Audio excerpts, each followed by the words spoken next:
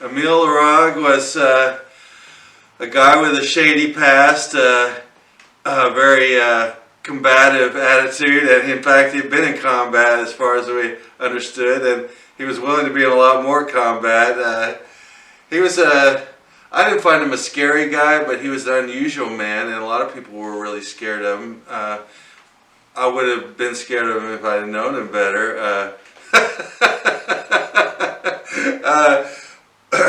What's the first time you saw him? Let's see, we met at one of the races. I was too big an amateur for him to deal with me at first, but gradually gained a certain respect as a brother in arms and a decent runner. And of course, I was getting better, and he was starting to slack off in his career. He had already been sort of to the mountaintop. How would you describe his physical makeup? He was all muscle. He was small, like a lot of small guys. Really good runner, a lot of stamina. Tall, heavier people don't have the stamina. He's got great proportion. How would you describe him? He could have been definitely a bantamweight boxer or something. And in fact, you wouldn't want to get in the ring with the dude. I mean, even if you were heavier. He was wiry. He was a powerful man. He had a really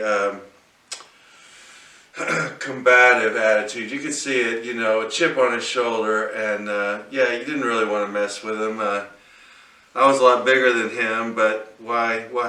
He had knives, I'm sure. I mean, he wanted to tell you he had knives. I wasn't going to argue with him. blow darts, yeah, that's right. He told us about the blow darts. And what he do it, I don't know. He might put a dart in you. Well, what about voodoo? Voodoo, I'm not sure he was practicing voodoo at that time, but yeah,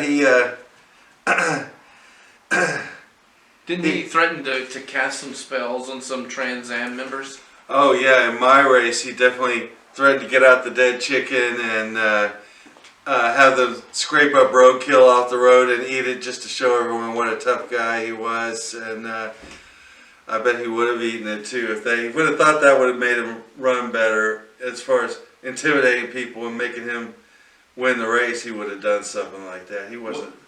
What's his most famous phrase? His most famous phrase. I must have flesh. I'm just dreaming about the blood dripping from my teeth, Jesse. This bullshit vegetarian. I must have flesh.